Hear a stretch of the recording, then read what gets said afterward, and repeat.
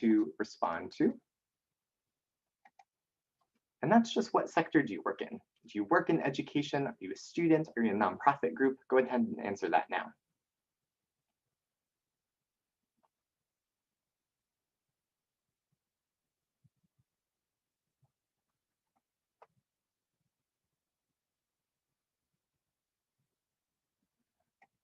All right.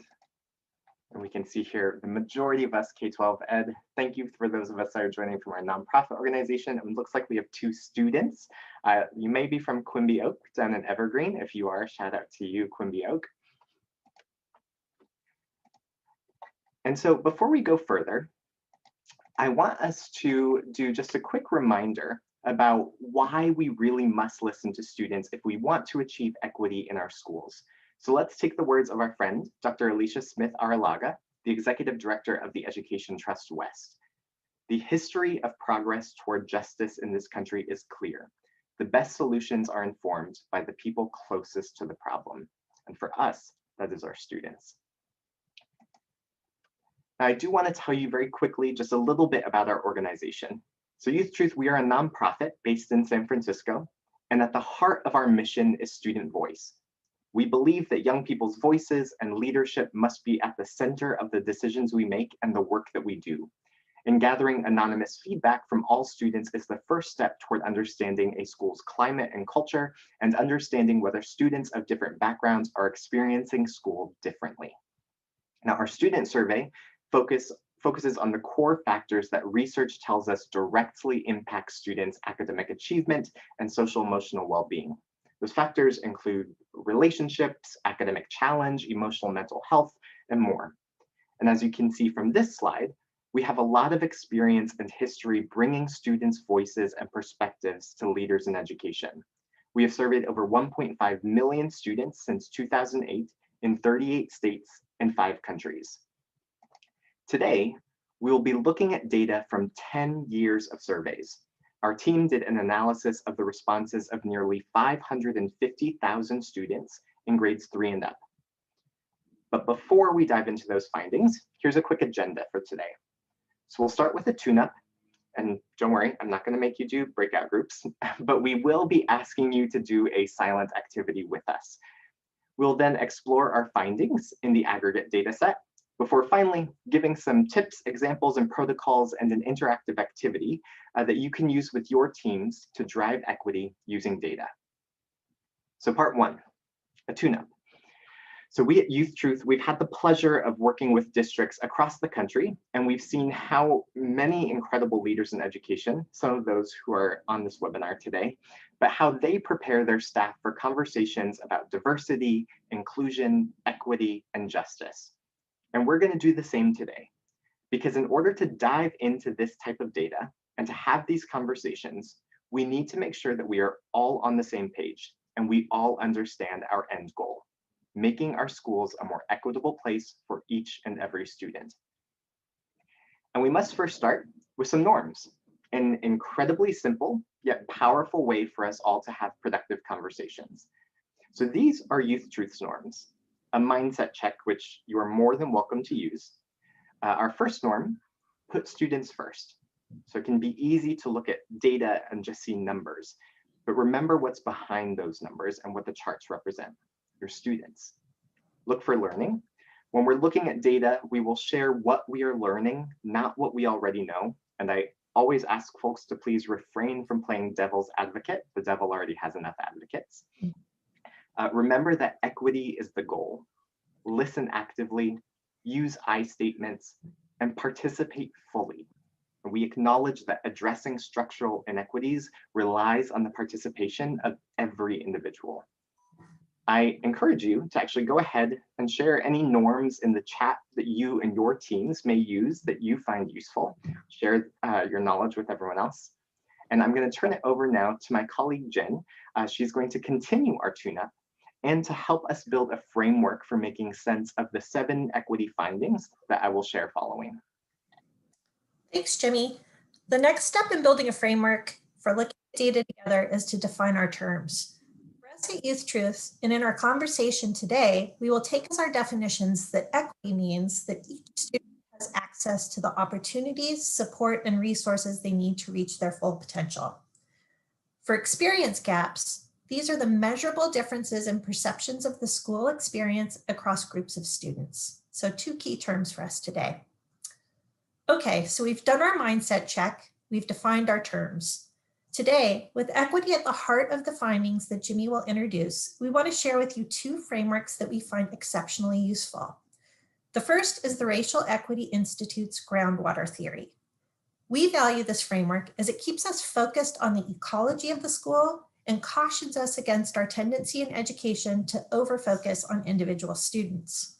The groundwater theory rests on the metaphor of the fish in the pond. So here's how it goes. Imagine you have a pond in front of your house that you carefully tend to. Now, imagine you come out one morning and you notice that a single blue fish in the pond is floundering. In this instance, you might logically ask, what is wrong with this fish? Or if the pond were your school, you might ask, what is wrong with this student? Now imagine that you come out the next morning and you find that all of the blue fish are floundering. In this instance, you will likely intuitively shift your investigations to the health of the environment. As we all know, you can't help the fish without tending to the water. In this instance, if our metaphorical pond were a school and one group of your students were floundering, say all the girls or Latinx students reported a diminished sense of belonging, you might ask, might something in the system be causing unacceptable outcomes for these students? And with this framing in mind, REI encourages us to ask the transformative groundwater question. How might our pond or our school be connected via the groundwater to other systems around us? The second framework we want to share with you today helps us to hold tight to the fact that data represents our students' lived experiences. To this end, we urge you to cultivate a framework of empathetic interpretation with your team as you prepare to analyze data. We learned about this empathetic interpretation protocol from someone who really lights the world on fire at the intersection of research and practice, Dr. Shelley Reggiani at North Clackamas School District, and I think she's on this call. So let's try it now in 5 steps. So play along with me. Step 1, think of one student in your school. Think of their name. Step 2, call to mind that student. What do you know about that student's identity? What is their race? What is their home language? Their gender identity, their sexual orientation? What is their socioeconomic status? Might they have a disability? What do you know about their family structure? Step 3, with different components of that student's identity in mind, imagine how that student might experience school. Step 4, if you have it handy, put that student's name on a sticky note or jot it down, or really just kind of hold it in mind again and keep it there. Finally, place that sticky note if you have it on the edge of your computer screen to stay centered on the lived experience of your students as we look at data together today. And thank you to Shelley for that. All right, so now we want to do one more poll. If you do this for another empathy exercise with your team, it might be useful to also debrief why certain students resonate with us and come to mind frequently, and to think about how this inheres in the power of our relationships with our students. So over to Jimmy for our last poll. You should see that poll on your screen now.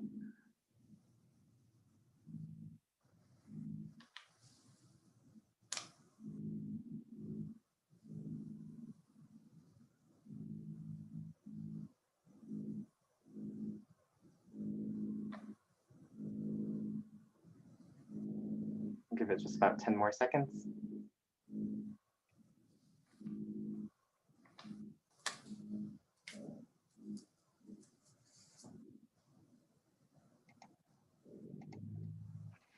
All right, and you can see the results here.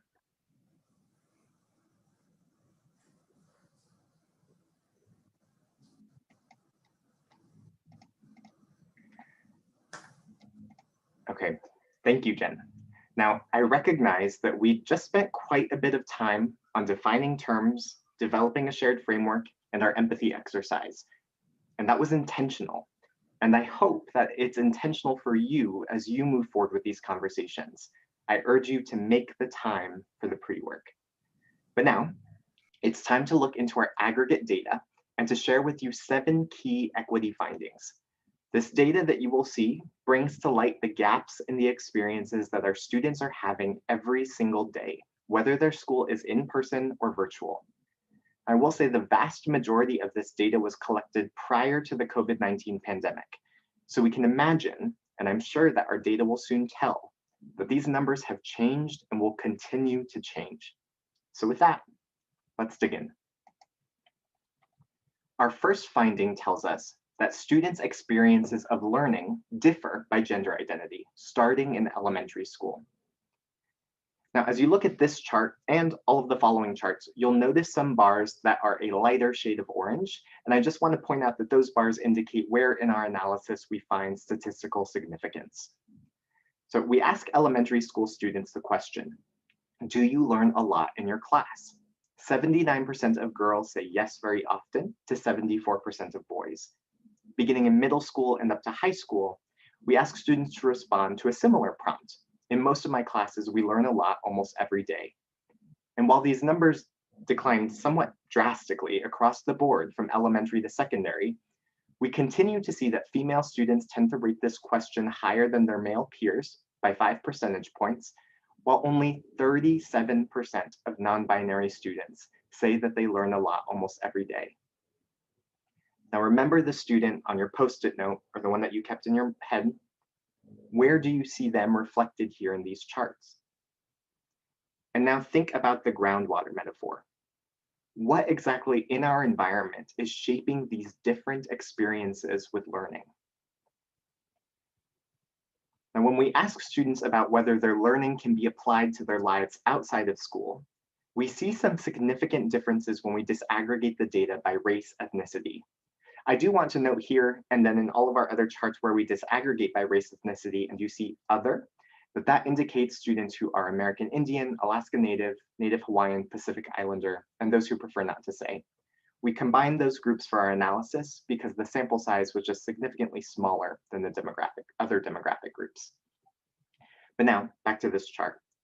When we ask students to respond to the prompt, what I learn in class helps me outside of school, over half, 53% of our Black or African American students say that what they learn in class helps them. Compare that to 38% for white students and 37% for students who are multiracial. And when we think about these findings, it is important for us to remember that examining this data is just the first step. What questions does this chart raise for you? Who should you be including in these conversations about why this data looks the way that it does? Now, as we look towards relationships in schools, we first look at relationships with peers. Now, despite inclusion efforts, some students who have been historically underserved, specifically students in special education classes and students who are gender nonconforming, report less positive perceptions of friendliness in schools. Students who are in general education are more likely to rate the question, most students at this school are friendly to me, significantly higher than students with individual education plans. And what is more central to a young person's experience than their classmates being friendly to them? And as you might know, these efforts to create a sense of belonging and inclusion for students of differing identities is of the utmost importance for students' emotional and mental health. When we look at this question about suicide ideation, we see that students who are gay, lesbian, or bisexual have double or even more than double the rate of seriously considering suicide than their straight peers. And we compare this data with data from the Trevor Project or GLSEN that tells us that 9 out of 10 LGBT students experience harassment in school. And the #1 cause of dropout among LGBT high school students appears to be the hostile school climate created by bullying and harassment by peers. I want us to think back again to the groundwater metaphor. We cannot blame individual students for not being resilient or not having enough grit. And it's not enough to discipline or fix one bully. We have to tend to the pond and the groundwater. Now, along with relationships with peers, of course, relationships with teachers are key to creating a healthy school ecosystem. As we look to the student-teacher relationship, some of our most notable findings were discovered when we disaggregated the data by race and ethnicity.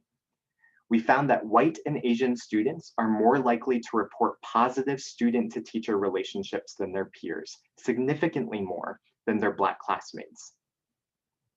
We find this particularly alarming in light of other research that we have done inspired by the ACEs methodology and the framework of trauma load that shows that when learning at home, our Black and Hispanic Latinx students are already facing more obstacles to learning than their white and Asian peers. We found that Latinx students reported 3.3 obstacles to learning at home, and Black students reported 3.1, while white and Asian students reported 2.5. And while we might not be able to control COVID-19 and some of these at-home obstacles, we can devote ourselves to strong and personalized relationships with our students. And part of relationships is perceptions of fairness. For the question, how many of your teachers try to be fair, we see Asian and white students rating above 60%, while less than half, 48% of Black students perceive that their teachers try to be fair. Again, I'm going to keep bringing us back to this. Remember the fish in the pond. It is imperative for us to think about the system of school and how we, as adults, might be reinforcing implicit bias. Respect is another strong part of relationships between teachers and students. When we ask students the question, adults in my school respect people from different backgrounds, we find again that Black and Brown students have less positive perceptions of respect. 77% of white students rated this question positively compared to 70% of Hispanic Latinx students and only 62% of Black or African American students. Now, our final data point today, which is perhaps the most heartbreaking. As educators, I know that we understand the importance of relationships, both for social development and social capital. So we ask students in school, is there at least one adult who would be willing to help you with a personal problem? 2/3 of Asian and white students say yes, there is an adult in school who can help them. That number drops to just half of students who are Hispanic, Latinx, or multiracial, 44% for that other group, and only 39% of our Black and African American students say that there is an adult in school who would be willing to help them with a personal problem. Now, I want to bring your attention back to the student on your sticky note or the student that you've kept in your mind. Where do you see them represented in this chart? Do they know that you are an adult that they can come to? Now that leads me to part 3 and the final part of this webinar. And that is some tangible examples and protocols for using your data for equity. Because we can't just look at this data and make assumptions. We need to dive deeper. We need to ask more questions, and we need to continue to center students in our search for solutions. Now, the key to having actionable data is disaggregation. Now, I know that might sound obvious to some, but when you are looking at data that you can't disaggregate, what is that data actually telling you? If you are prioritizing your actions and funds based on aggregate data, whose voices are you prioritizing? And keep those questions in mind when you look through data with your teams. Without disaggregation, you are missing key pieces of information. So a simple protocol, which I'll expand on in a little bit, is to identify one survey question, whether that is the YouthTruth survey or another. Just start with one. Disaggregate that data by a group. With your team and a group of students, work with them to identify key questions for further inquiry, and then work with that same team to address those questions and take action. Now, I know a lot of this is easier said than done, so I want to spend a little bit of time on part 3. What are some ways that we can come together, virtually or in person, to brainstorm and identify these key questions. I'm going to walk you through one protocol that we really loved for being able to identify these key questions and could potentially help navigate you towards what action you could take. Some of you on this call have done this with me before. This protocol is from our colleagues at the Education Trust West. We've adapted it for our context just a little, but it is called the Data Equity Walk. This protocol works for in-person or virtual interactions. And in the spirit of sharing some concrete ideas and protocols, I actually just want to take a little bit of time for us to go through this and do it together. Again, I'm not going to make you do breakout groups. It is something you can do on your own at your computer. So I'm going to switch my screen share here in just a second.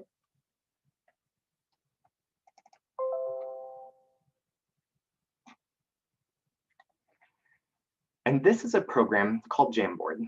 It is free through Google. You can find it in your Drive. This program allows you to have virtual posters with sticky notes. You can also use pens and add pictures and write text. I have already pre-populated this Jamboard, you can see here, with 3 data points that will look familiar to you. I've also included a test slide on this Jamboard so that participants can test out how they use Jamboard to add a sticky note. And I've also put in the prompts that we want our participants to respond to and reflect on. So once you, as someone who is leading this Jamboard and this data equity walk, once you've done the prep, it's time for your participants to dive in. And I actually want us to do just that. Typically, it would be about 15, 20 minutes of reflection. We're not going to do that. We're just going to do about 3 or 4 minutes. So I'm going to put the link into the chat, and we're going to spend 3 minutes going in and leaving your reflections in the Jamboard. I know that there may be some issues with, if you're logged in through a student account, you may not be able to access this if you're logged into a student account, but hopefully, if you click on that link in the chat, you should be able to go in and start leaving some ideas and reflections in your Jamboard.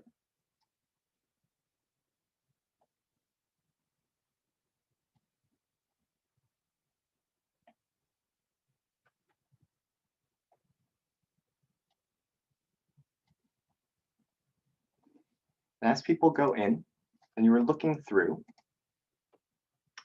oh, interesting. Sorry, the link did not go through. Let me do that. It went just to attendees. Here we go.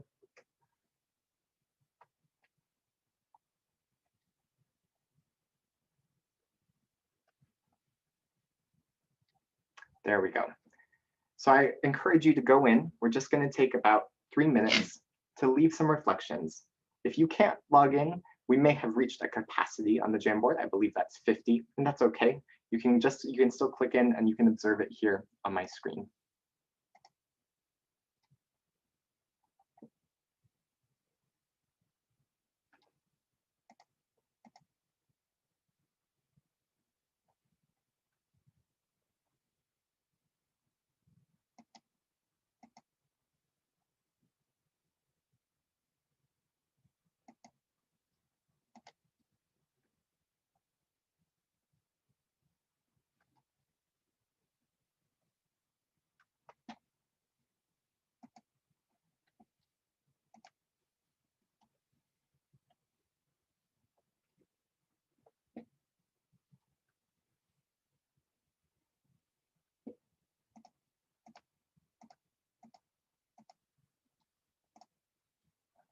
Thank you. Looks like we've got our first comment.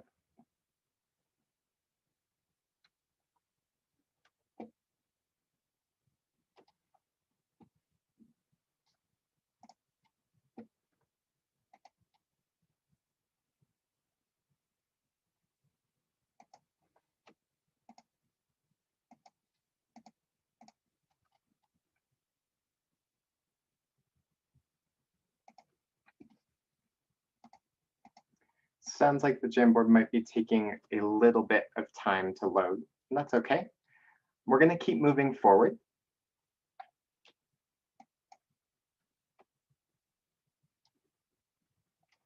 I'm going to reshare my screen to go back to our deck.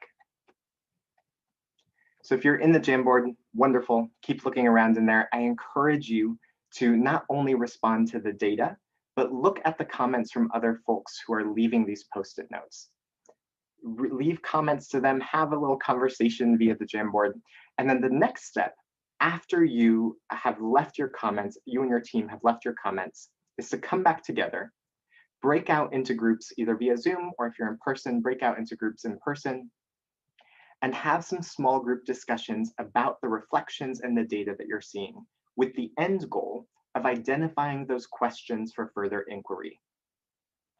And then beyond that, you as the leader of the creator of the Jamboard can come together, gather those questions, and identify those 3 to 4 key questions that you want to continue to address with your teams and with a team of students.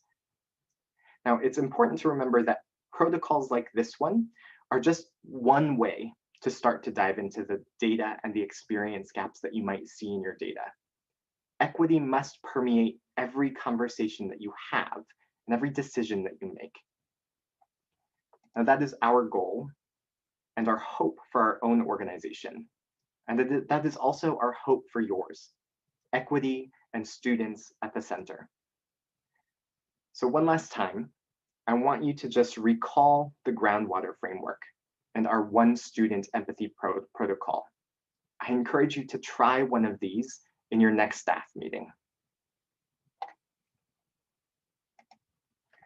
Now, before we open it up for some questions and reflections, I just want to bring our attention back to some of the data that's on that Jamboard and the others that we looked at today.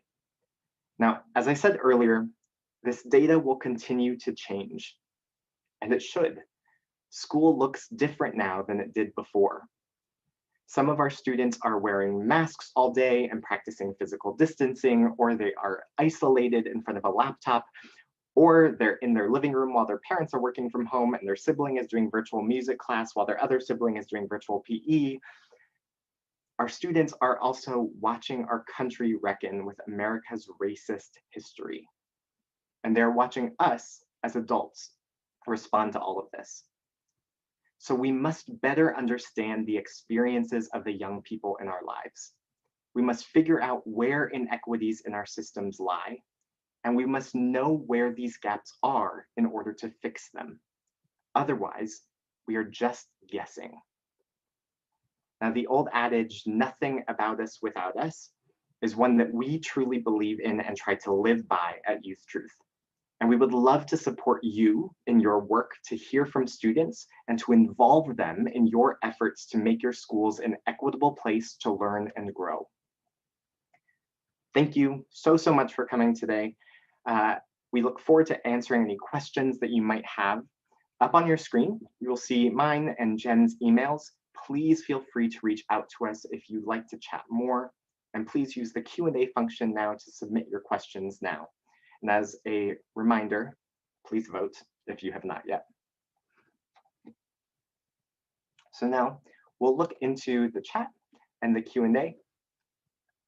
I'll go back to the emails here just in case you need them.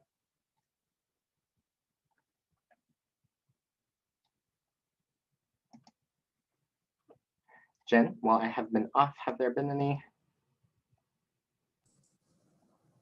questions? Okay.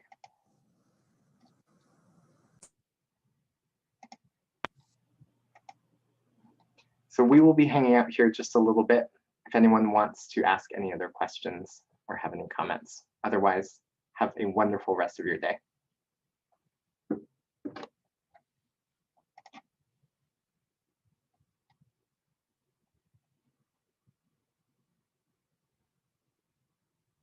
All right, so we see some questions coming in. Erica, wonderful question. Do you have a full report on the survey and data? We do not have a full report created on this yet, but we do have some. If you RSVP'd for this, we do have, you're going to get these data points, and then you're also going to get our Using Data for Equity guidebook. And so you're going to get quite a bit more information that we couldn't all fit into this one just today.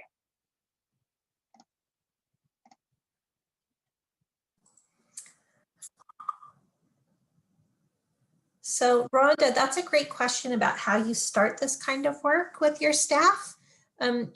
We like to think about the way that different displays of data can frame different kinds of questions. So as folks are really building the muscle of learning to talk together about data, for example, we recommend that you start by using what are called response distribution visualizations. So rather than feeling evaluative, those will give you the responses of the Likert scale as a percentage, and it just sets up different kinds of conversations. So as we coach folks, we really think carefully about the audience and the way that we're visualizing and presenting the data.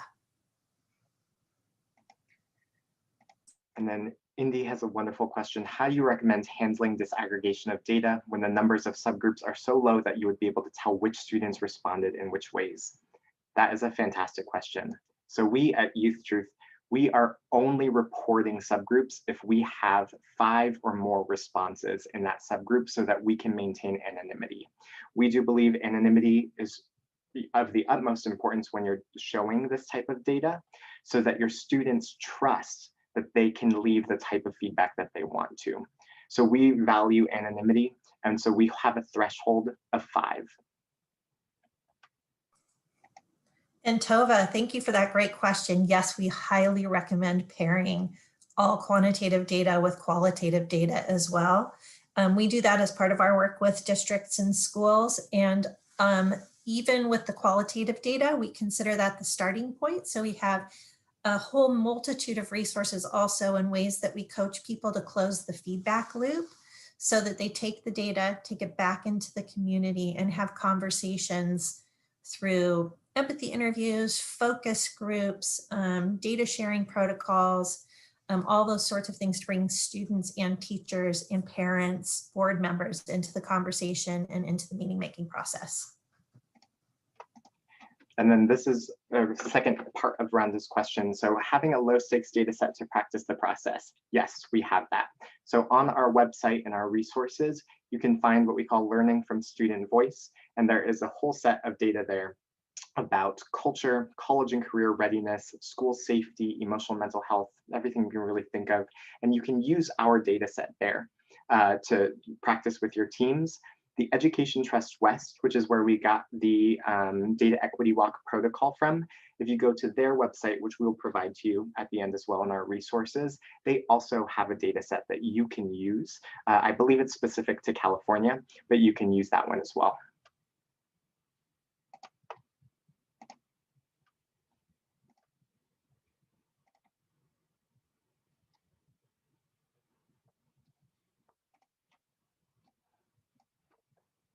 All right.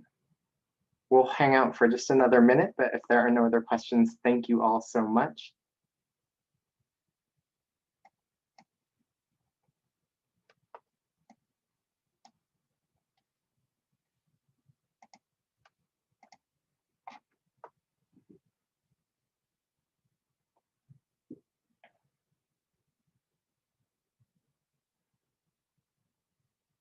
Okay. Oh, there we go.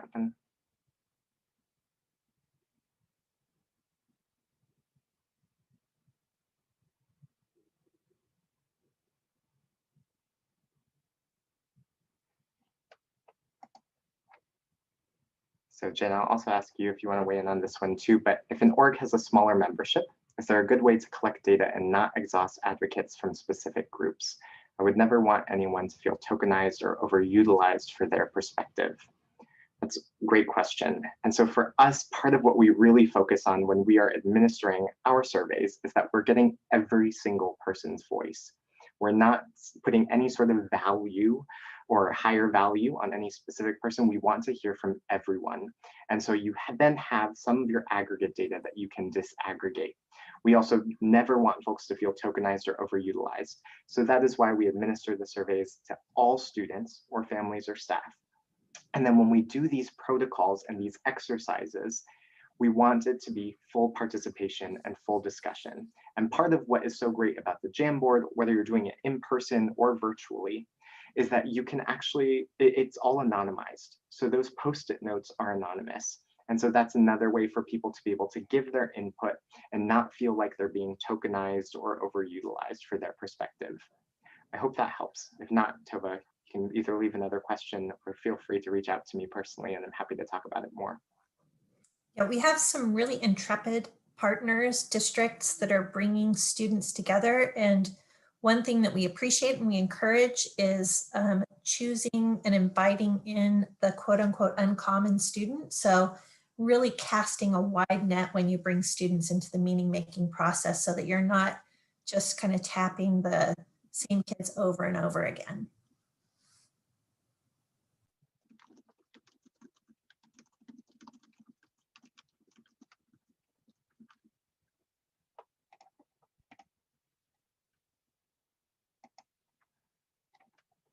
Okay, and with that, we are going to end our webinar today. Thank you for those of you that stuck around for the Q&A. I so appreciate all of your time. Thank you to our wonderful team here who you see on the screen. I also appreciate you all.